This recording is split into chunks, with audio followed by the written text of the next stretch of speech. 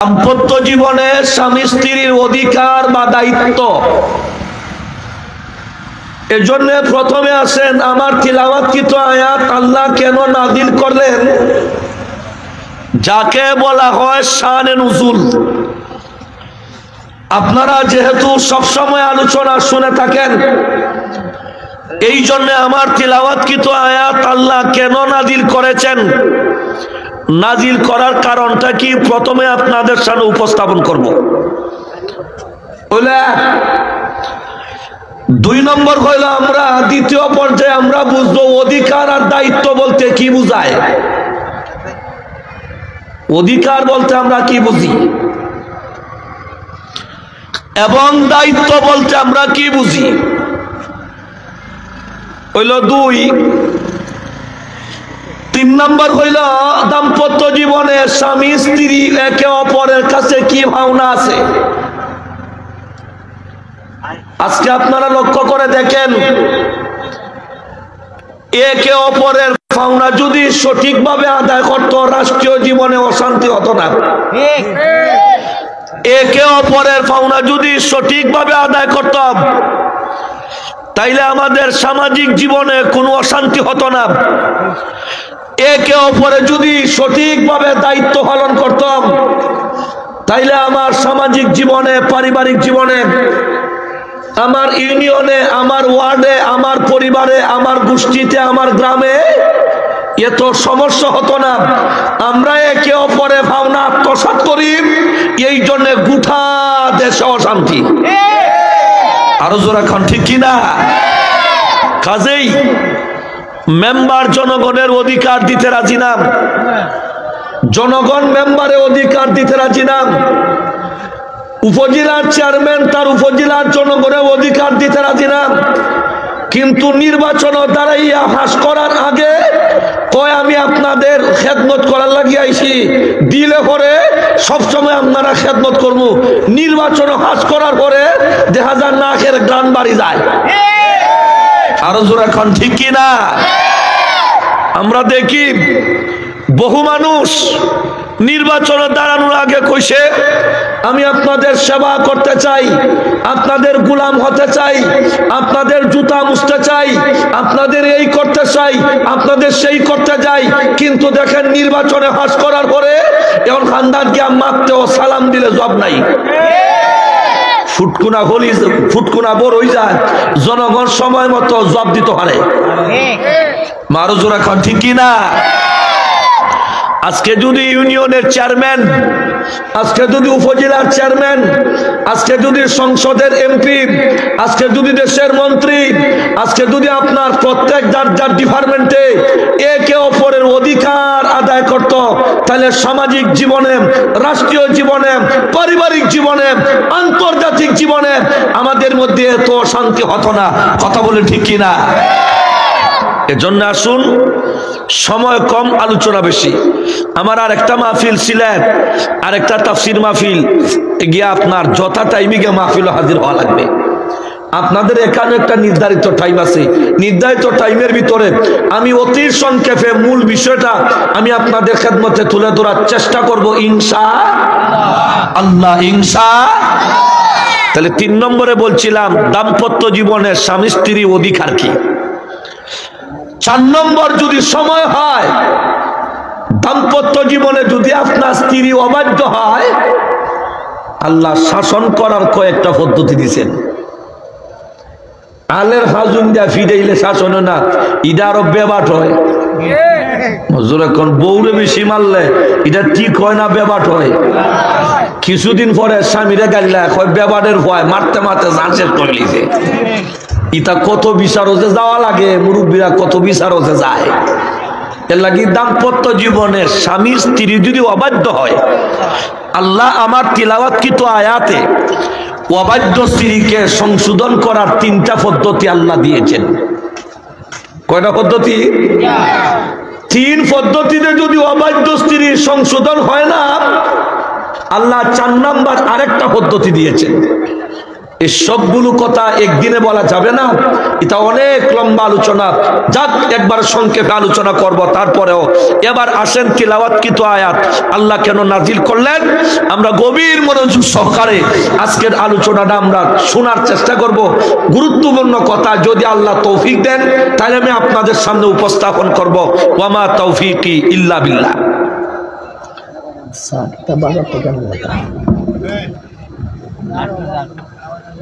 আমার ভাইরা আসেন, আপনি বুকা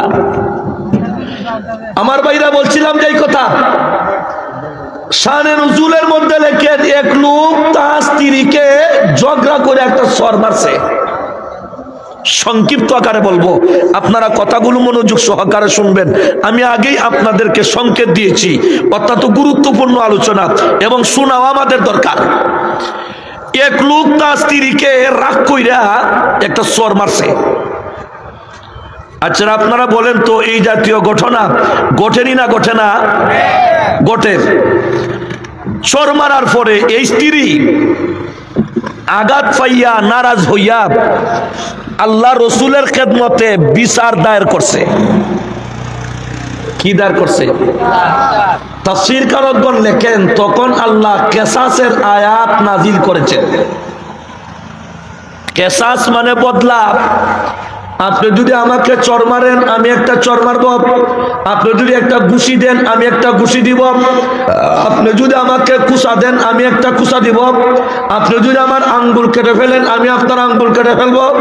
আপনি যদি আমাকে গালি দেন, আমি আপনাকে গালি দিব। এক কথায় আপনি যতটুকু করবেন আমি ততটুকু করব, মানে বদলা নেওয়া। এটাকে বলা হয় কেসাস। বলেন, এটাকে কি বলা হয়? কেসাস বলা হয়। তাফসীর কারকগণ লেখেন, আল্লাহ তখন কেসাসের আয়াত নাজিল করেছেন। এখন বলেন, নবীজি কি সিদ্ধান্ত দিবেন? কোরআন হাদিসের ভিতরে না বাহিরে? ভিতরে। যেহেতু কেসাসের আয়াত নাজিল হয়ে গেছে, এই জন্য রাসূল করিম সাল্লাল্লাহু আলাইহি ওয়াসাল্লাম এই কেসাসের আয়াতের দিকে লক্ষ্য কইরা আল্লাহর পয়গম্বর বললেন, ঠিক আছে, তোমার স্বামী তোমাকে যেই জুড়ে চোর দিছে, তুমিও তোমার স্বামীকে এই জুড়ে একটা চোর দিবা। এটা হলো বদলা। বলেন, এটা কি? কে বলছেন এই কথা? নবীজি। কথা বুঝতে হবে। আমাদের টার্গেট হলো কথা বুঝা যাও আর বুঝানো, টান দেওয়া না। এখন বলেন, নবীজি বলছেন, কাকে বলছেন? ওই মহিলাকে বলছেন। নবীজি কেন বললেন? কেসাসের আয়াতের দিকে খেয়াল হইয়া। এই কথা কি আল্লাহ লাগবো? কেসাসের আয়াতের দিকে খেয়াল হইয়া আল্লাহ রাসূল বলছে, তুমিও একটা চর মাইরো। এই সিদ্ধান্ত দেওয়ার পরে মহিলা বড় খুশি। আমারে চোর দিছে, আমিও চোর দিমু, তো বদলানো হইল। একবার কয়, তোর গর্দনা ভাঙি লাইমু, তোর গাঁটটা ছিঁড়ি লাইমু। সমান না ব্যবধান? এখন ইডা এখান দেখো, এটা আমার গর্দনা ভাঙিলি তো উঠতে তুই কি তা কইছ? তোলা আমি কইছি গাছ ছিঁড়ি লাইমু, বলতে সমান। সমান না বেশ কম? সমান।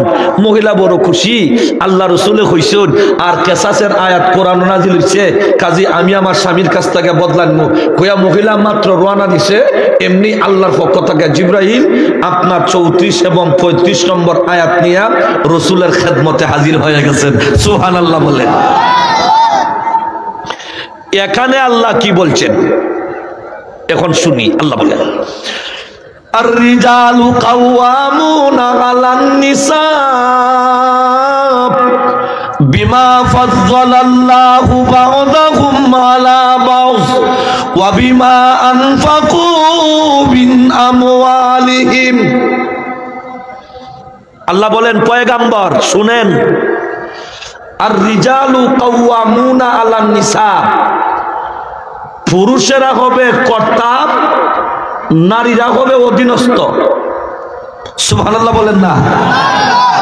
পুরুষ হবে নেতা, নারীরা হবে করবে তার আনুগত্য। কাজেই দাম্পত্য জীবনে নেতৃত্ব দিবে পুরুষ, আনুগত্য করবে নারী। আপনি যে সিদ্ধান্ত দিয়েছেন আপনার সিদ্ধান্ত ঠিক, এটা কেসাসের আয়াতের দিকে খেয়াল কইরা।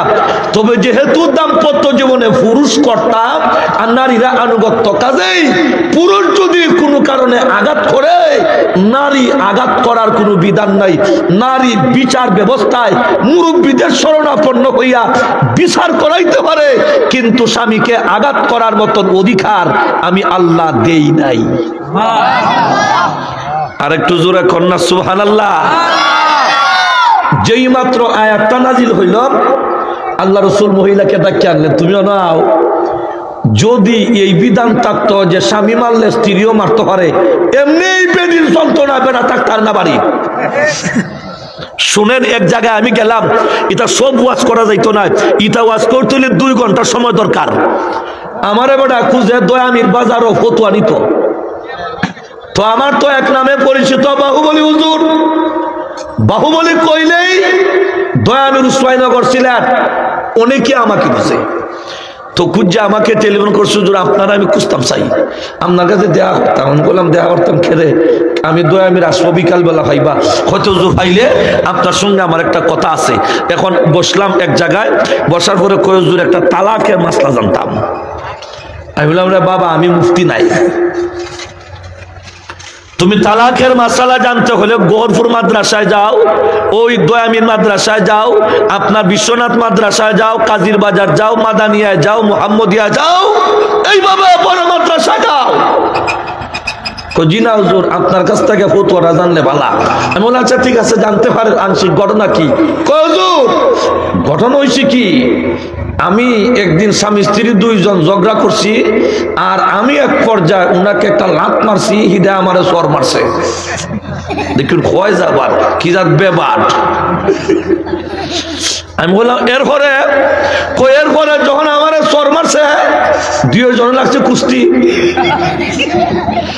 2 জনে লাগছে কুস্তি। কুস্তি লাগার পরে গ্রামের মানে বাড়ির মানুষ আয়া হুজুর 2 জনে ঝগড়া ছাড়াই দিছে। আর এমত অবস্থায় আমার রাগ উঠে গেছে, এলাকায় আমি তালাক দিলাইছি। আচ্ছা বউ রেখো তালাক দে হাসিয়া না কিছুটা রাগ উঠতো। তাই বলে এখন কিতা করতাম, হুজুর এখন 2-3টা বাচ্চা আছে, যদি কোনো সুযোগ সুবিধা থাকে তাহলে আপনি একটু পথ দেখায় দিন। আমি কইলাম মিয়া, তুমি তোমার স্ত্রীরে লাভ দিছো, উনি তোমার সর মারছে, আর 2 জনে কুস্তি লাগছো, এরপরে এলাকার মানুষ আইয়া, গ্রামের বাড়ির মানুষ আইয়া মারি বাঙ্গাইছে, এরপরে তোমার রাগ উঠছে, তুমি তারপরে দিয়া দিছো, এরপরে তালাক দিয়া দিছো। তাইলে এটা রাগ তো কিছু উঠবই। এখন এটার সুবিধা কি, তালাক দিছো তো তালাক জ্বালাইছো, ইটা হতো আমার দ্বারা নাই, এটা আবার কেমনে ঘুরানি যায়, ইটা কইতাম না। কই হুজুর দেহ চেষ্টা কইরা, আমি চেষ্টা কইরা দেখার সুযোগ নাই। উঠে আবার কয় রাগ যে উঠছে, আমার হুশ নাই। আমি কইলাম উঠছে নাই, আমি 2টা পরীক্ষা করি তোমারে।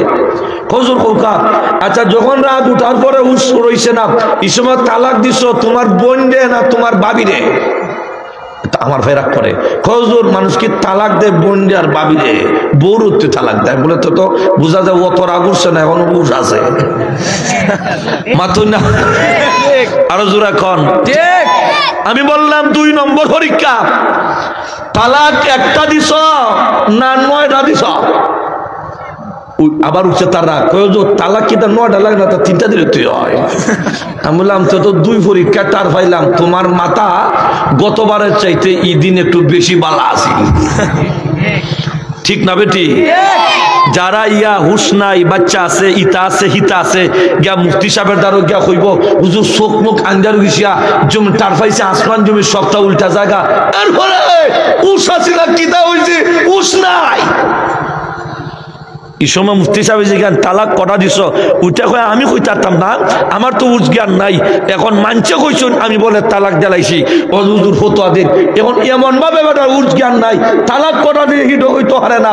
এখন মুফতি সাহেব কিতা কইবা, মুফতি সাহেব মনে করেন কিতাবাদি কাটাইয়াম, শেষ পর্যন্ত বললেন হয়তো বা তালাক কইছে না। এখন মানছে এইটারে রটায় বাউবল মাদ্রাসা মুফতি সাহেব ফতোয়া দিলাইছুন, বেটা তালাক দেওয়ার পরেও লইয়া বলে খাইতে পারবো, দোষ হইল মুফতি সাহেব। আরে তুজুরা কন্যা নাউজুবিল্লাহ। দোষ কি মুফতি সাহেবের না যে গা বক্তব্য দিছে তার? হে কেমনে বক্তব্য দিছে আপনি বক্তব্য শুনতেইবা। এই জন্য আমি মনে করি এই ধরনের যারা যায় মুফতি সাহেবের কাছে, এটা একটারও মাথা ঠিক নাই এমন না, প্রত্যেকটার মাথা আগের চাইতে ভালো থাকে। আরো জোরে কর ঠিক কি না? আমার বাইরে আসেন, যাক আমি আর ওই দিকে যাচ্ছি না। এখন মূল কথাগুলো, জরুরি কথাগুলো আপনাদেরকে শুনতে হবে এবং বাড়ি পর্যন্ত নিতে হবে। আমার বাইরে আসেন, আল্লাহ রসুল মহিলাকে ডাকে আনলেন, আন্না বললেন, মহিলা আমার আল্লাহর মানসা এটা নাই, কারণ দাম্পত্য জীবনে কর্তা হইল পুরুষ আর অধীনস্থ হইল নারী, স্ত্রী। এই ক্ষেত্রে আল্লাহ তোমার স্বামীকে মর্যাদা দিয়েছেন তোমার উপরে। কাজেই আমি যে সিদ্ধান্ত দিয়েছি এই সিদ্ধান্ত নয়, আমার আল্লাহর এই সিদ্ধান্ত নয়, আল্লাহর মানসানা এই সিদ্ধান্ত মোতাবেক হবে। আল্লাহ জানায় দিচ্ছেন দাম্পত্য জীবনে, স্বামী স্ত্রীর দাম্পত্য জীবনে নেতৃত্ব দিবে পুরুষ, আনুগত্য করবে নারী। বলেন আনুগত্য করবে কারো স্বরের বদলা স্বর দেওয়া, গালির বদলা গালি দেওয়া, চিৎকারের বদলা চিৎকার দেওয়া।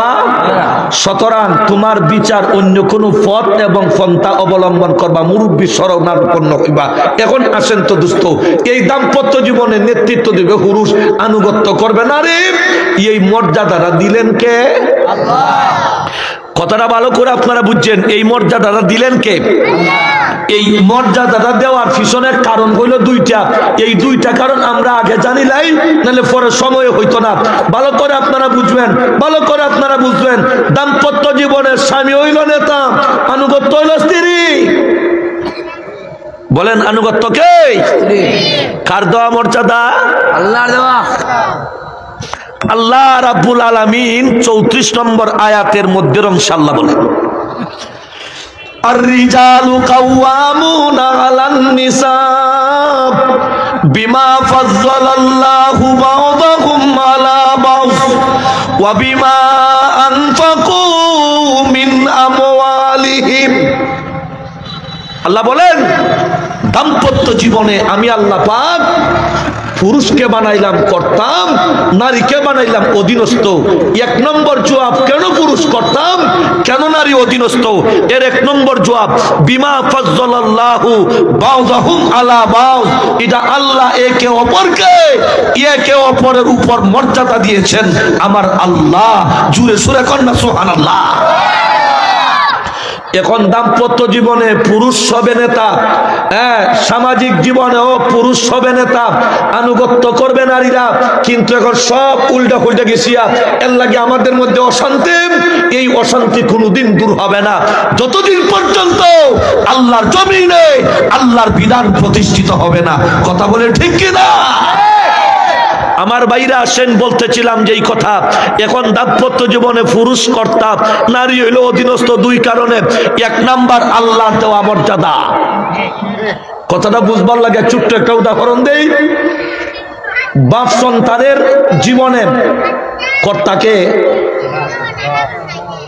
আরে জোরে কন্যা ভাই, আনুগত্য করবে কে? সন্তান। সন্তান। কেন? জবাব একটাই, বাবা হিসাবে আল্লাহর দেওয়া মর্যাদা। কথাটা ভালো করে বুঝছেন। বাপ সন্তানের পারিবারিক জীবনে বাবা নেতৃত্ব দিবে, সন্তান আনুগত্য করবে। এখানে যদি বাবা অসংলগ্ন ব্যবহার করে, কোনো অনিয়ম আচরণ করে, আপনি বাবাকে গালি দিতে পারবেন না, আঘাত করতে পারবেন না। আপনি মুরব্বীদের শরণাপন্ন হতে পারেন, আপনার বাবাকে পায়ে ধরে বাবাকে যেইভাবে বুঝানো দরকার আপনি সেইভাবে আপনার বাবাকে বুঝাতে পারেন। কিন্তু বাবাকে কঠোর ভাষায় কথা বলার অধিকার আপনার কেন? আল্লাহর দেওয়া মর্যাদা। আপনার বাবা অবুঝ হতে পারে, অশিক্ষিত হতে পারে, বেঈমান হতে পারে, আপনার বাবা মতকুর হতে পারে, গাজাগুর হতে পারে, কিন্তু আপনি হাত তুল্লা বিচার করার অধিকার, বাবারকে বিচার করার অধিকার ইসলাম আপনাকে দেয়।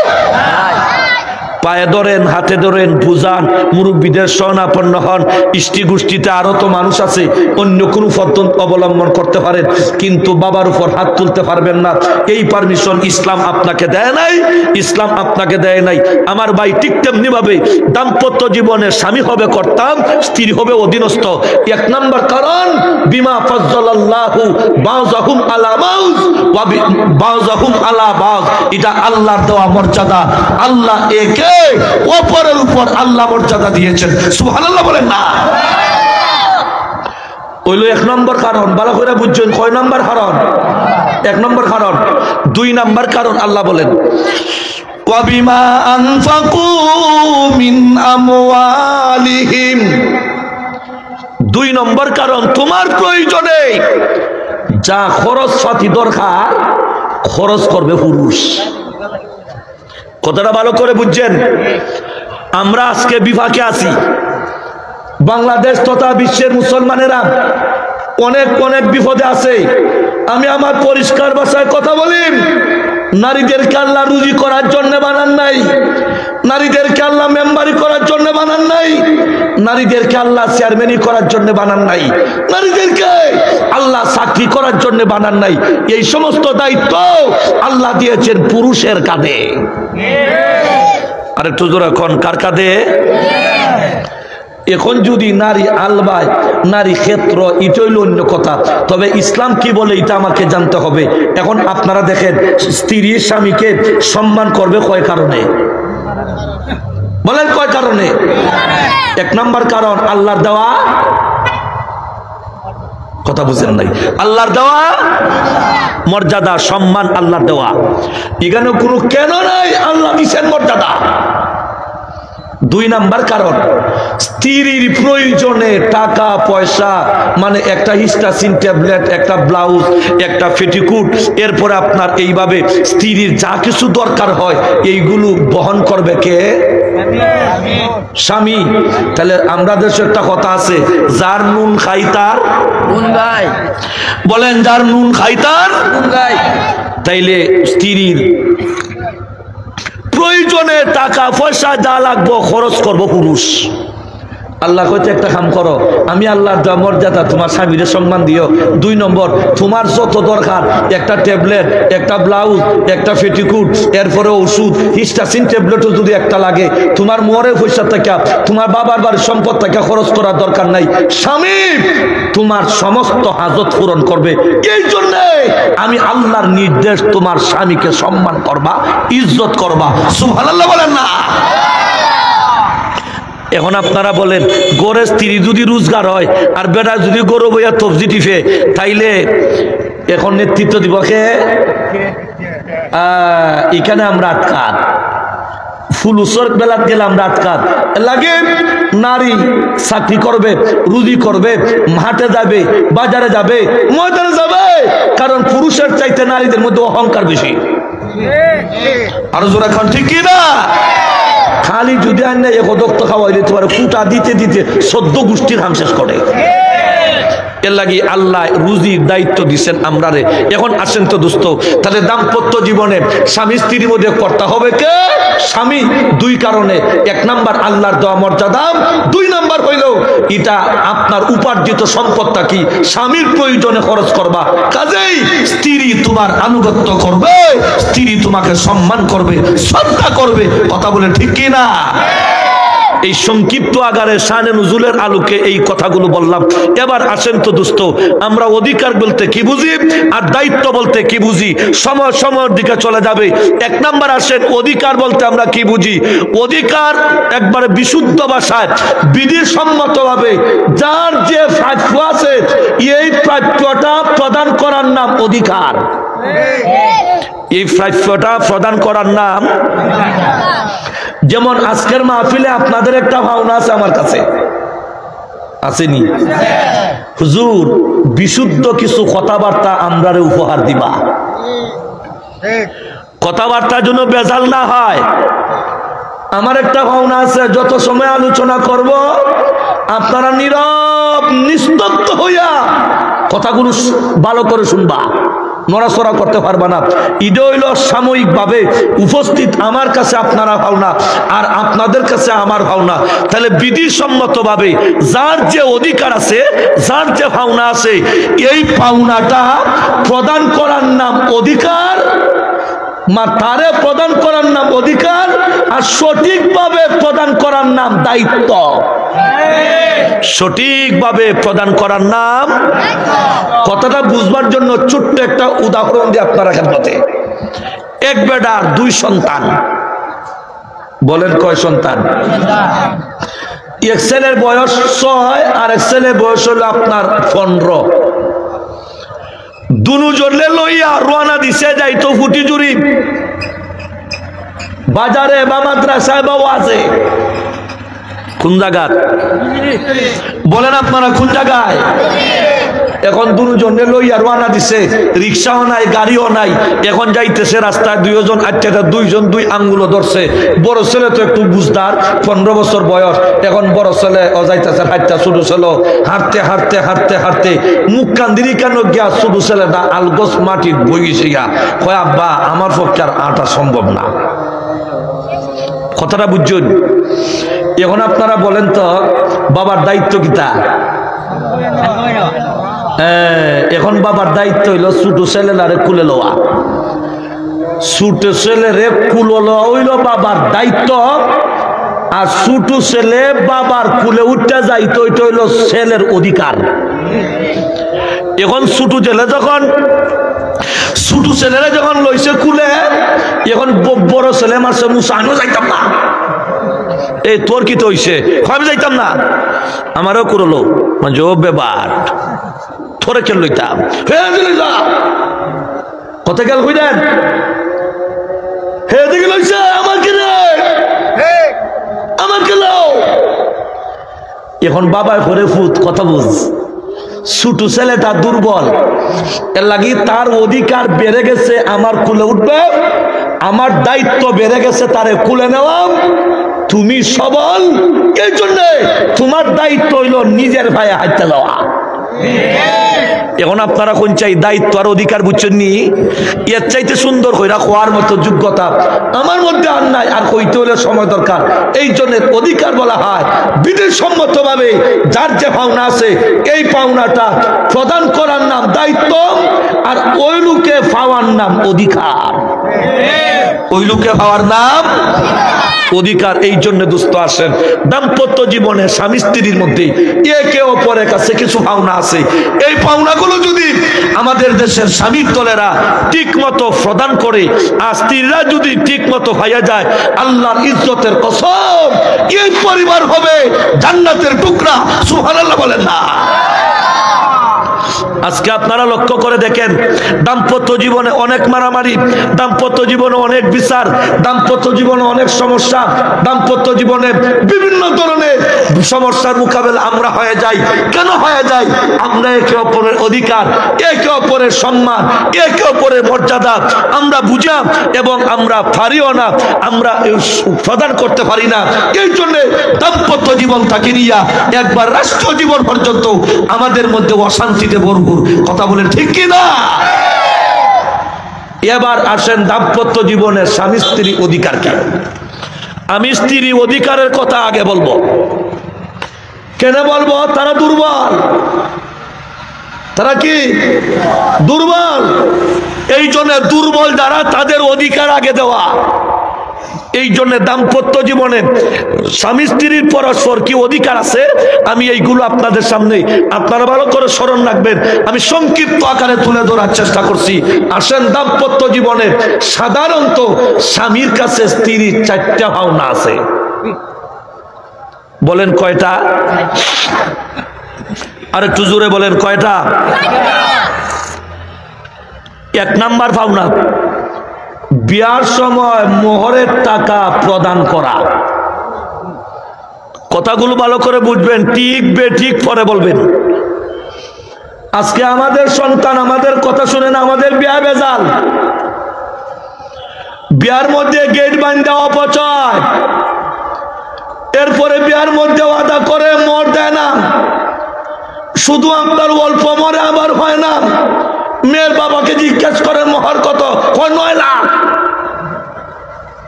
9 লাখ অযাচিত অনাকাঙ্ক্ষিত কথা। জিজ্ঞেস করা হইল কেন? কয় আমার আমার আমার বোনের বিয়া হইছে আপনার 8 লাখ দেয়া, তখন আমার মেয়ে যদি 1 লাখ বেশি হয় না তাহলে এটা মান সম্মানের ব্যাপার। আমি জিজ্ঞেস করি দোস্ত, মোহরের সাথে মান সম্মানের কোনো কথা আছে না? যার যার আপনার অর্থনৈতিক অবস্থার উপর নির্ভর করে। ছেলের অর্থনৈতিক অবস্থার উপরে মোহর সাব্যস্ত করবা। এক বেটা গেছে আর এক বেটা মেয়ে বিয়া করতো, বেটা কইছে 12 লাখ টাকা লাগবে। আইসে উকিল আইয়া কয়, উকিলে কয় দামান দেবে ডার টেকা তো 12 লাখ দেওয়া লাগবো। দামান দেখো রে বা 12 লাখ টাকা কেমনে দিব? আমি তো গরিব মানুষ, আমি না 1-1.5 লাখ টাকা নগদ দেলাইলাম। শুনছি তো আলিমুলামা এখন নগদ দেওয়া লাগবো। মোহর যদি নগদ হয় না তাইলে এই বিয়া বলে সঠিক হয় না, বা বিয়ার মধ্যে কিছু সমস্যা থেকে যায়। কয় উকিলে কয় বাদ দে, এটা আলিমুলামার কথা শোনার দরকার নাই, যা দিবা সব বাকি দেওয়া লাগতো না। 12 লাখ না 14 লাখ। কয় লাখ? এখন 14 লাখ দেওয়ার নিয়তে না দেওয়ার নিয়তে? আপনারা বলেন উলামায়ে কেরাম আছেন, আর আজকালের কথা লুকায় রাখা যায় না। যদি আপনার মোহরের পয়সা মানে দুলায় যদি মোহরের পয়সা পরিশোধ করা লাগবে না এই নিয়তে যদি মোহর লেখায় দেয় না, বিয়া সহি হবে না। ঠিক? আর জোরা কোন ঠিক কি না? তাহলে বিয়ায় যদি বেজাল হয়, সন্তানও বেজাল হইবনি, আর একটু এখন হইবনি। এই জন্য দোস্ত ভালো করে কথাগুলো বুঝেন। আমরা তো বিয়া শাদী করছি আপনাদের দুয়ার বরকতে, নগদ মোহর আমার তৌফিক অনুযায়ী। আমার শ্বশুর আপনার শ্বশুর খুঁটিহতি মনে করেন, আমি বেটা 5,000 টাকা দেওয়ার তৌফিক নাই, এখন যদি আমার শ্বশুর করে দিলাম 1 কোটি সম্ভব? যিনি প্রদান করবে তিনি দিবে। এই জন্যে দামানদের তৌফিকের উপর মোহর সাব্যস্ত করা হয়, মেয়ের বাবার তৌফিকের উপর না। এখন আমরা দেশ বেজাল। এখন দেখেন আসেন, যেহেতু আমার ভাইরা সময় চলে যাবে, এখন মোহর সাব্যস্ত করলেন, এখন ধরেন 5 লাখ 7 লাখ যাই হোক, এখন মোহর একটা সাব্যস্ত করলাম। এখন মোহর সাব্যস্ত করার পরে এখন মোহর তো দিল না, আইলো বাসর রাত। এখন বাসর রাত যখন ঢুকছে ঘরের ভিতরে ঢুকার সাথে সাথে দেখা যায় দামানদের সালাম করব দূরের কথা, কালাম করব দূরের কথা। এখন ফালঙ্গের এক কোনা আপনার কল্লাটা ঘুরে বইছে। বেচারি নতুন মানুষ, আপনারা দামান হইলো বাহু বলেন, আর মনে করেন কন্যা হইলো দৌলতপুরের রইবালা, যেহেতু আমরা এরিয়ার নাম হই। এখন বেচারা যে মুখ ঘুরাইয়া বইছে, এখন বেচাইরে কেমনে হইতো তুমি দেখি মাথো না চাও না, তো কতক্ষণ পর ঠিক না বেঠি? 3 বার। কয়বার? 3 বার। এখালো উঠতে কয় গলা জাহাজ দা লাভ নাই, কারণ মোহর যেটা সাব্যস্ত সেটা আমার দেওয়ার তৌফিক নাই। কিতা কয়? গলা জাহার দেয়া লাভ নাই। বলে কি হইছে? তো জিগায় কি হইছে? যে মোহর সাব্যস্ত হইছে এটা আমার দেওয়ার তৌফিক নাই। এখন কয়তে তুমি কি চাও? দেখুন উঠটা কয় দেখ, আমি যদি তোর কাছে বসতে হয়, আমি যদি তোর সঙ্গে কথা বলতে হয়, আমি যদি তোর সঙ্গে দাম্পত্য জীবন করতে হয়, তাহলে 1 নাম্বার মোহরের পয়সাটা আগে তোমার কাছ থেকে মাফ নেওয়া দরকার। আমি জিজ্ঞেস করি দোস্ত, মাফ কি জুড়ে নেওয়া যায় না দিতে হয়? আমি আপনাদের জিজ্ঞেস করি, এই প্রথম রজনীতে মানে বাসর রাত্রিতে যদি কোনো পুরুষ তার মোহরের কাছে, তার স্ত্রীর কাছে মোহরের পয়সা মাফ চায়, ওই দাম্পত্য জীবন সারাটা জীবন অশান্তির আগুনে যাবে। কথা বলেন ঠিক কিনা? ফইলা দিনই মাফ চায়, কেমন ফকির। কথা বলে ঠিক না? এখন বেচারি ফরসে বেহায়দার, মনে মনে কয় আল্লাহ কোন জায়গার যে বাবা বিয়া দিলেন এটা আল্লাহ জানে। বেচারি না পাইরা কয় মাফ। কেতা কয়? আচ্ছা আপনারা বলেন তো মাফ হইছে নি? ভালো করে বুঝছেন মাফ হইছে নি? এটা মাফ হয় নাই দোস্ত। এই জন্য আমরা অনেক সময় উদাহরণ দিয়ে থাকি বা উলামায়ে কেরাম বলে থাকেন, এক বেটা রাস্তাটা হাতি করে এখন গরু বিক্রি কইরা বেটা মিরপুর থেকে আইছে, এখন রাস্তার মধ্যে পাইছে ডাকাইতে, চন্দনীরা 14ই রাত্রের চাঁদনী জগজগ করতেছে। এক চাচা দাঁড়াই, গরু কত বেচছেন? বলে 20,000। যা সিধা লাইন লইয়া উইয়া টাকাটা লইয়া যায় গিয়া 50 দূর গিয়া ইয়াদ হইছে মুরব্বীর কাছ থেকে টাকাটা নিলাম, হায় হায় রে মাফ তো নিলাম না। কিতা নিলাম না? মা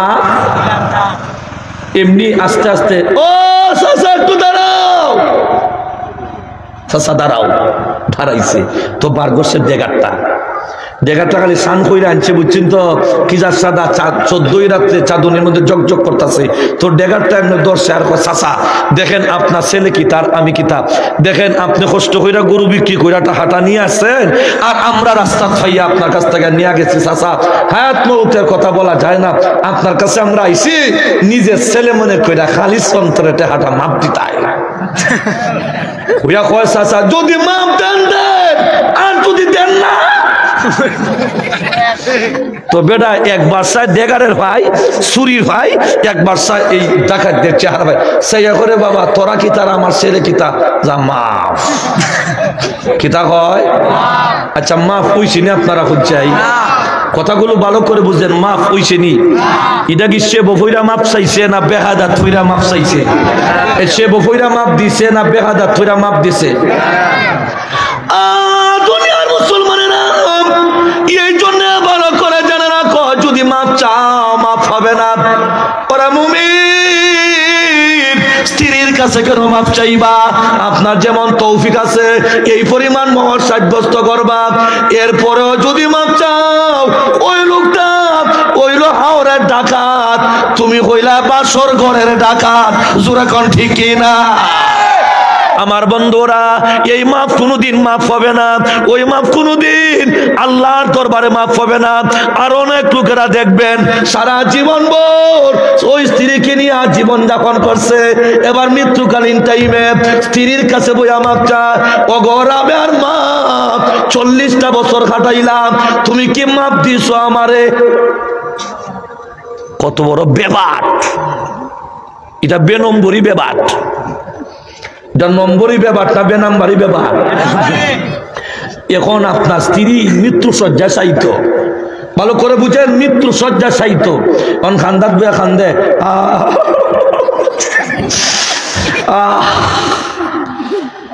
হায় রে আব্দুল্লাহর মা তোরে লইয়া 40টা বছর খাটাইলাম, আজকে তুই যারে গিয়ে আমার তুইয়া কই ও উড্ডে করি পারে, আর মনে মনে কয় মরলে বলা 3 দিন করে একটা করে লইব। এখন বেচারি এক টানে আয় আর এক টানে। আচ্ছা কোন চাই এই টাইমে কেউ কাছে মাফ চাওয়ারটা সাবধান। একটা কথা আপনারা ভালো করে জেনে রাখেন, স্বামী স্ত্রীর ব্যাপারে নয়, আপনার গ্রামের কোন মানুষ মৃত্যু শয্যাশায়ী তো কিছুটা হুশ হয়তো আছে, আপনি তখন গিয়ে মাফ চাইবেন না। তখন যদি মাফ চান তার অন্তরের মধ্যে আয় আমি মনে হয় বাঁচতাম না, তখন তার অন্তর কষ্ট লাগে না আরাম লাগে? সারা জীবন মরমিয়া বেডার ক্ষেতের কিনারে তোমার ক্ষেত আইল খাইতে বড় করছো, তোমার ক্ষেত আর একদিন মাছির হইরা সর মারছো, এখন মৃত্যুর সময় গেছো মাফ চাইতায়, এই মাফ মাফ হবে? জোরে কোন হবে? বুকামিম একটা মানুষ অসুস্থ, আপনি কে বলছেন ভাই হায়াত মতো কথা করলেন আমার মাফ করো, আপনি কে ওখানে কইতা পাইছা আপনি সুস্থ হইবা ভালো হইবা ইনশাআল্লাহ, সুবহানাল্লাহ বলেন না সুবহানাল্লাহ। আমার ভাইরা বলতেছিলাম যে এই কথা, আলোচনা তো অনেকই রইছে, এখন বলতেছিলাম যে এই কথা, এখন বাচ্চার মার খান্দাত গিয়া কয় আমার মাফ দাও, এখন বেচারি এমনি উস নাই, হ্যাঁ মাপ দিলেছে উনকা মানছি আছে দিলেছে বা আমার যে মরে পয়সা যে 3 লাখ টাকা কইছিলাম এটা তো দিছি না, এখন মরবার সময় মাপ চাইছি, মাপ দিছে। আপনি কি জানেন কিয়ামতের মাঠে ওই স্ত্রী আপনার বিরুদ্ধে আল্লাহর আদালতে মামলা দায়ের করবে, আল্লাহর আদালতে মামলা দায়ের করবে, আল্লাহর দরবারে মামলা দায়ের করবে, আল্লাহ আমাকে নিয়ে সারাটা জীবন বার উঠা বসা করছে, কিন্তু মৃত্যুকালীন সময় পর্যন্ত আমার মোহরের টাকা পরিশোধ করে নাই, আল্লাহ আমার মোহরের টাকা দিতে হবে, আমি চাই। ফারবানি দিতা জোরে কোন পারবেন? দুনিয়ার মুসলমানেরা এই জন্য স্ত্রী মোহরের পয়সা প্রদান করেন, টাকা প্রদান করেন। ওরে মুমিন, দাম্পত্য জীবনে যদি শান্তি চাও, আপনার স্ত্রীর অধিকার আদায় করো, আপনার স্ত্রীর মোহরের পয়সা আদায় করো। কেন বাকি থাকবে? এই বাকির নাম হইল ফাঁকি। আরো জোরে কোন ঠিক কিনা?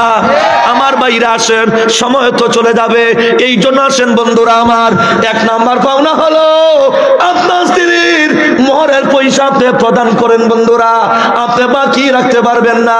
বাকি যদি রাখো, দোকান বাকি যেমন বাকি, কিয়ামতের ময়দানে আপনার স্ত্রীর মোহরের পয়সা না দিয়া আল্লাহর তৈরি জান্নাতে যাইতে পারবা না। বেড়াগিরি করমিয়া আল্লাহ রাস্তা শহীদ হয়ে গেছো, এক বেটা ফানের হইসা পায়, এক বেটা আপনার সিরার হইসা পায়, আরেক বেটা সিগারেটের হইসা পায়। এটা কোনটা লাভ হইতো না, ঋণ দিয়া জান্নাতে যাওয়া লাগবো। এই জন্য আছে স্ত্রীর 1 নাম্বার পাও না আপনি মোহরের পয়সা প্রদান করবা হইলো 1। 2 নাম্বার হইলো আমাকে সারা জীবন ভর আপনি লালন পালন করবা। বলেন আপনার দাম্পত্য জীবনে লালন পালন করা, খানা দানা, টাকা খাওয়া, টাকা এবং খাওয়া, এরপর আপনার কাপড় সুপড় যা আছে স্ত্রী আপনাকে দিব না আপনি তাকে দিবা? কেউ মাতে না, আর একটু জোরে কন না। এই জন্য তো আল্লাহ রাসূল বললেন ইয়া মাশারা শাবাব মানিস্তাতা মিনকুমুল বাআতা। আল্লাহ রাসূল বলেন ও যুবকের দলেরা, যদি তোমার বিবাহ করার সামর্থ্য থাকে বিবাহ করো। এই সামর্থ্যের মধ্যে কি? এই সামর্থ্যের মধ্যে 1 নাম্বার হইলো বিয়ার সময় মোহর লাগবো, মোহর দিতে হবে। বিয়ার পরে তার খাওয়ান লাগবো, খাওয়ান দিতে হবে। ওষুধ লাগবো, ওষুধ দিতে হবে। কাপড় লাগবো, কাপড় দিতে হবে। এই সবগুলো বুঝিয়া বিয়া করো মিয়া। দাড়ি রাখা নবীর সুন্নাত, সমস্ত আম্বিয়া কেরামের তরিকা। একটা যুবক দাড়ি রাখতে রাজি না, বিয়া করা নবীর সুন্নাত, বুড়া পাগল। একজনে ঠিক কইছে, বিয়া নবীর সুন্নাত না, আর দাড়ি এর চাইতে গুরুত্বপূর্ণ সুন্নাত। সমস্ত আম্বিয়া কেরামের সুন্নাত দাড়ি, কিন্তু নবী রাসূলের মধ্যে 1-2 নবী আছেন বিয়া করছেন না, কিন্তু সমস্ত নবী রাসূল দাড়ি রাখছেন। তাহলে কোন সুন্নতের গুরুত্ব বেশি? দাড়ি সুন্নতের গুরুত্ব আছে, বিয়ারও গুরুত্ব আছে, কিন্তু আমি বুঝাইতে চাই সমস্ত আম্বিয়া কেরামের তরিকা দাড়ি রাখা। যুবকরা দাড়ি রাখতে রাজি না, আর সমস্ত আম্বিয়া কেরামের তরিকা বিয়া করে নবীর সুন্নাত। 1-2 নবী বিবাহ করছেন না এমনও আছে, কিন্তু বিয়ার লাগে 80 বছর বেড়া পাগল। আর জোরা কোন ঠিক কিনা? এক সুন্নতকে জলাঞ্জলি দাও, আরেক সুন্নতের জন্য পাগল হইয়া যাও। এটা আবার কেমন আসে? এই জন্য দুস্থ আসেন, আমি ওই দিকে যাচ্ছি না। আল্লাহ রাসূল বলেন মানিস্তাতা মিনকুমুল বাআতা, যদি তোমার স্ত্রীর বরণ পোষণ, খাওয়া দাওয়া, মোহর, টাকা পয়সা, ওষুধ বাহর, কাপড় সুফর যা লাগবো এসবগুলো দেওয়ার মতন যদি যোগ্যতা থাকে তুমি বিয়া করো।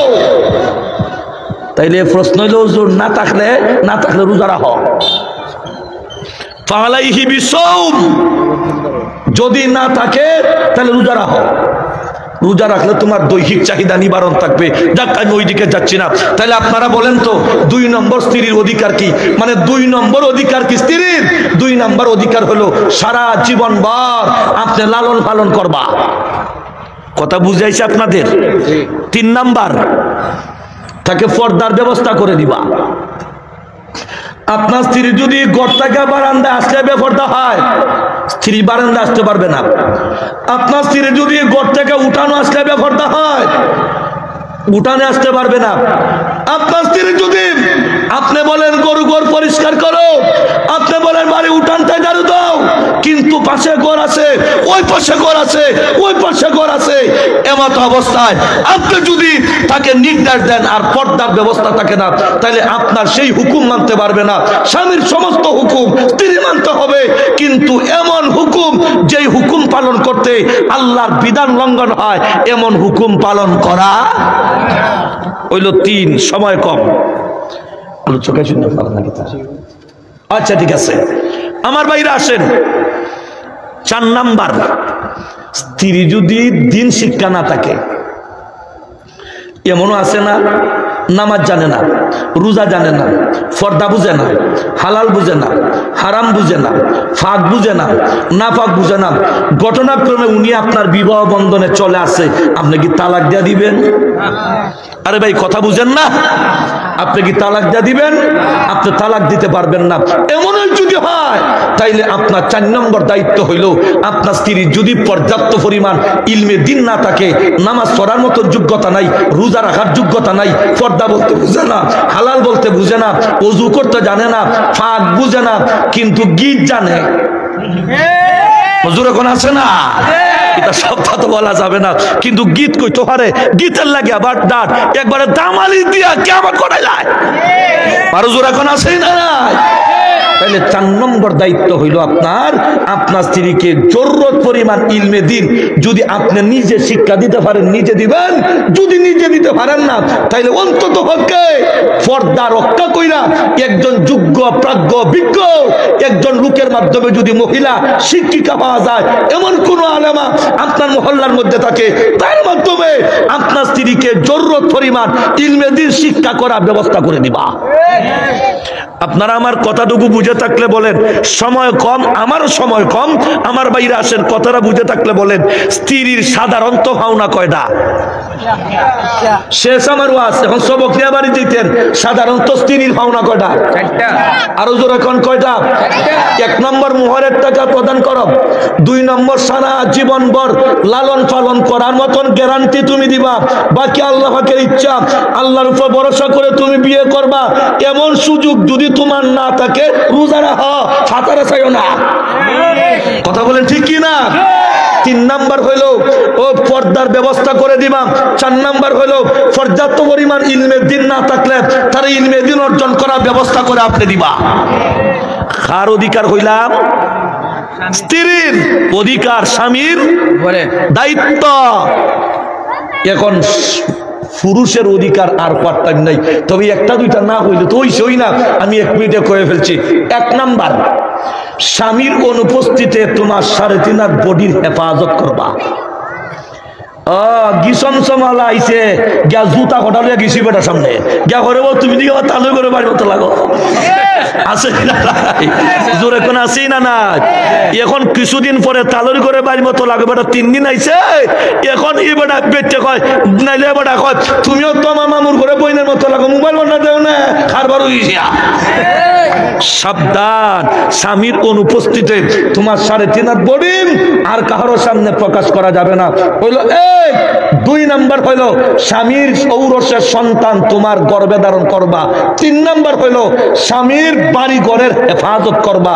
4 নাম্বার হইলো স্বামী যখন দূর থেকে আসবে, মনে করেন আপনি বাজার থেকে আসছেন, আপনি 1 মাসে আসছেন অন্য জায়গার থাকি, আপনি চট্টগ্রাম থাকেন, সিটাগাং থাকেন, এটা অনেক অধিকার আছে, সবটা বলা যাবে না। তুমি রেডি হয়ে থাকবা তোমার স্বামীকে সাদর সম্ভাষণ জানানোর জন্য, শুভেচ্ছা জানানোর জন্য। সুবহানাল্লাহ বলেন না? কিভাবে থাকবা? সুন্দর জামা পরবা, ভালো কাপড় পরবা, স্বামী যাতে তোমাকে দেখাই তোমার প্রতি আকৃষ্ট হয়। এখন এটাই অনেক হালতের বেন্ডাবালা যে হাতলা গোসাইছিল, গালো বইছিল, মাসি মাসে থাবা নাচছে হাতলার দাগ, ইরা আল্লাহ দিলে রইছে আসর পর্যন্ত। আচ্ছা আপনি কোনছে বেটা ডাহাত থেকে আইছে, ও জান্নাত রেস্টুরেন্ট বৈরব লামনে আপনার বেটা চা খাইছে, এরপরে আপনার ব্রাহ্মণবাড়িয়া চা খাইছে, মাধবপুরাইয়া চা খাইছে, কত বেটা কত বিজ্ঞান কত যুবতী নারী এখন দেখছে, তার চৌকের মধ্যে খালি বেড়াচেরা করে আব্দুল্লাহর মা থাকি রহিমউদ্দিনের মা সুন্দর। হুজুর এখন ঠিক কি না? এখন ইটা দেখে আইসে বাড়ি আর মনে মনে একটা আফসোস, একটা সপ্তাহ করে আমার স্ত্রীর সঙ্গে আজকে দেখা হবে। ইয়া আল্লাহ, গোরের ভিতরে আইয়া দেখে এটা হিঙ্গা সেমদি বাইয়া করে এমনি ফাটকা দাগ। বেজার লাগবই না, লাগতো নাই। ওই যে গড়াইয়া ডুবতেই দেখছে, হ্যাঁ না না পরিষ্কার নাই, এরপরে মাথা চুলমুল ফিকরায়, খাবার একটা ফালায়, চুলগুলো তেল দিছে না এক সপ্তাহের ভিতরে, এরপরে এইগুলো দিছে না। এখন বেটা মনে মনে কয় সে তো জান্নাত রেস্টুরেন্টে যারা দেখেছি এটার থেকে হিরেন বালা, তাহলে আস্তে আস্তে খোঁজ লইয়া দিয়ে কোনো লাইন কাট করা যায় কি? ঠিক না বেটি? এই জন্য স্বামীর একটা অধিকার আর স্ত্রীর একটা দায়িত্ব হলো, স্বামী যখন ওই ঘরে আসবে সে রেডি। মাতুন আপনারা খানা লইয়া রেডি, শরবত লইয়া রেডি, কাপড় চোপড় ফিন্দা রেডি, এরপর উন্নাটা সুন্দর হইরা বানছে। আর স্বামী একটা চশমাও আছে, পারলে গো মা ইয়ার বই নকল চশমাটাও লাগাও, যারা দেখতে যেন বোঝা যায় না হয় আমার স্ত্রী গড়ের ভাইস চেয়ারম্যান। কথা ঠিক কি না? মানে তোমারে দেখার পরে যাতে চৌকার ফাটারে যায় না, কথা ঠিক না? তোমারে দেখার পরে তুমিও এই নিয়ত রাখবা, আমার স্ত্রীকে এত ভালোবাসা দিব, আমার স্বামীকে আমি এত ভালোবাসা দিব, এত সম্মান দিব, এত শ্রদ্ধা করব, এত ভালোবাসবো। স্বামীও কিন্তু তাকে স্নেহ করতে হবে, যাতে তোমার আচার আচরণ তোমার অবস্থা দেখা স্বামী যেন তোমাকে বলতে পারে না। কথা বলেন ঠিক কি না? এইভাবে আমরা একে অপরের অধিকার যদি আদায় করতে পারি, জানেননি আপনার পরিবার হবে, আপনার গুঠা গড়টা হবে জান্নাতের একটা টুকরা। সুবহানাল্লাহ বলেন না? আল্লাহ পাক আমাদের সবাইকে জান্নাত বুঝা আমল করার তৌফিক দান করুক। সকলে বলুন আমিন। আর কোনোদিন যদি দেখা হয়, আল্লাহর হুকুম হয়, তাহলে আলোচনা